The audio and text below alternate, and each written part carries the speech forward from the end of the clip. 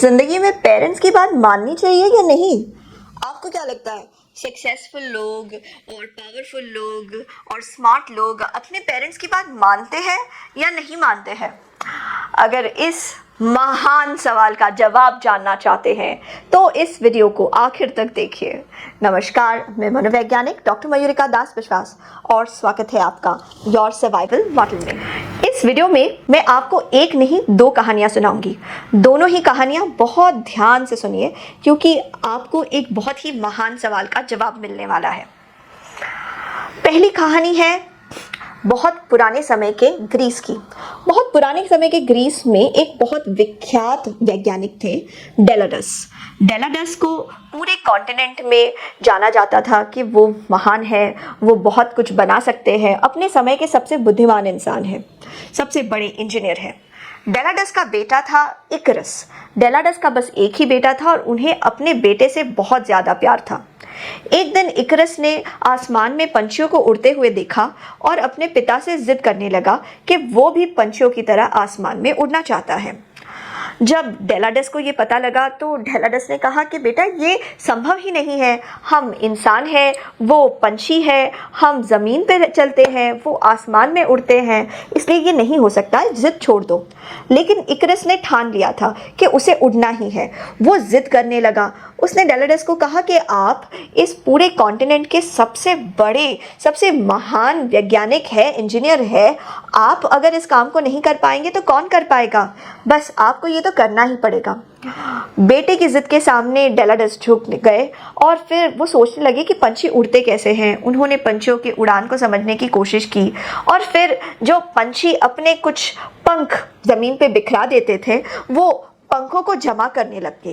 पंछियों के पंखों को जमा करके उन्हें मोम से चिपका के उन्होंने अपने लिए और अपने बेटे के लिए बड़े बड़े पंख तैयार किए। इन बड़े पंखों को तैयार करके उन्होंने खुद भी पहन लिया और इकरस को भी पहनाया। हाँ, वैसे ये एक लोक कहानी है तो इसे लोक कहानी की तरह ही समझिए। पहली बार प्लेन बनाया था राइट ब्रदर्स ने ही, लेकिन हम कहानी पे बने रहते हैं।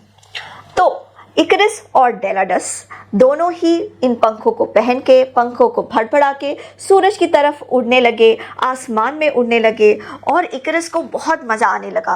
पहले इकरस पेड़ों के ऊपर उड़ रहा था, फिर पेड़ों से और ऊपर उड़ रहा था, पंछियों के साथ उड़ रहा था, उसे बहुत मज़ा आ रहा था, वो बहुत खुश हो गया। डेलाडस को भी अच्छा लग रहा था कि उनका बेटा खुश है।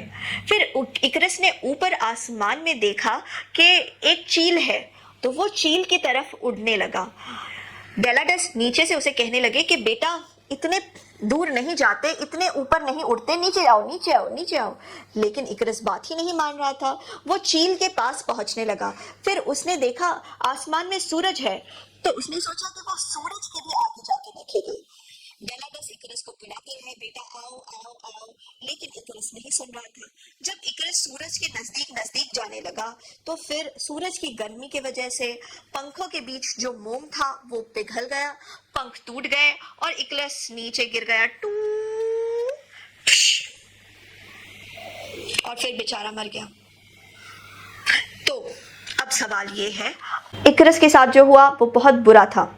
अब ज़रा रुकिए और सोचिए और मुझे बताइए कि हमें अपनी अक्ल लगानी चाहिए या अपने पेरेंट्स की बात माननी चाहिए?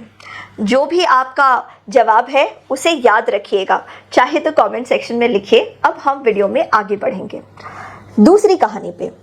दूसरी कहानी है बहुत समय पहले की, जब एक बेटा और उसके पिता दोनों ही ट्रैवलर्स, दोनों ही मर्चेंट्स, यानी कि वो लोग व्यवसाय करने वाले व्यवसायी थे।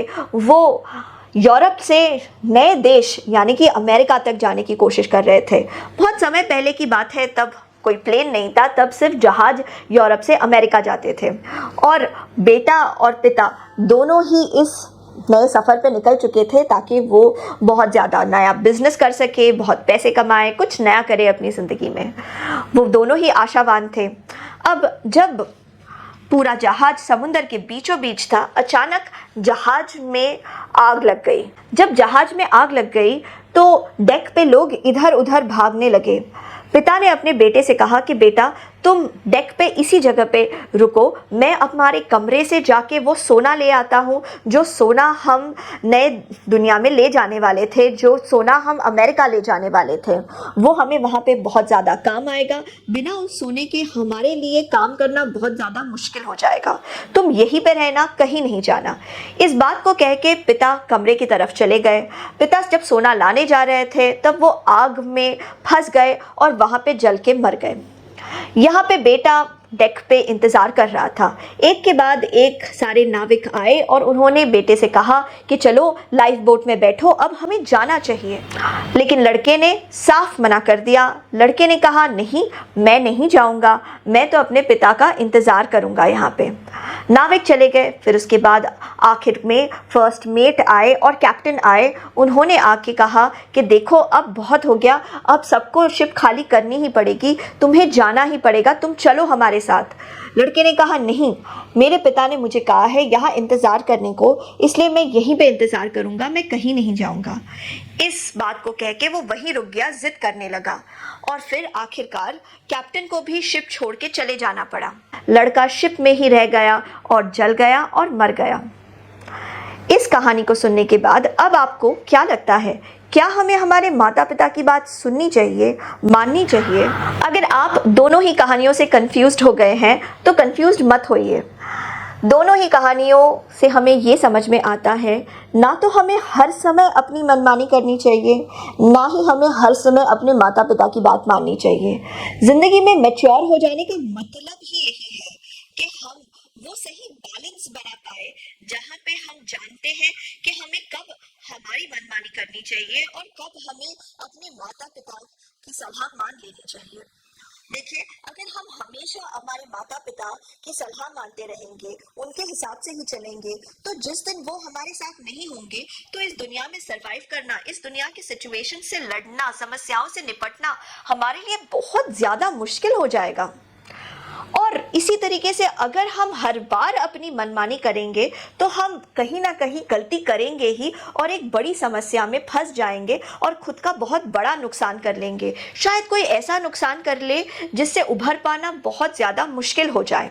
इसलिए ज़िंदगी में अपने माता पिता की बात मानो और साथ में अपनी भी अक्ल लगाओ। आशा करते हैं कि ये प्यारी सी दो कहानियाँ आपको पसंद आई है। मैं अपने थेरेपी सेशंस में ये कहानियाँ कई बार लोगों को बताती हूँ, उन्हें समझाने के लिए कि मैच्योरिटी का मतलब यही है, ये बैलेंस बना पाना बिटवीन ओबीडियंस एंड ऑटोनॉमी। इस वीडियो को लाइक करके मुझे बताइए कि आपको ये वीडियो पसंद आया है। सारे युवाओं के साथ शेयर कीजिए, सारे माता पिताओं के साथ शेयर कीजिए। आपके मूल्यवान समय के लिए धन्यवाद।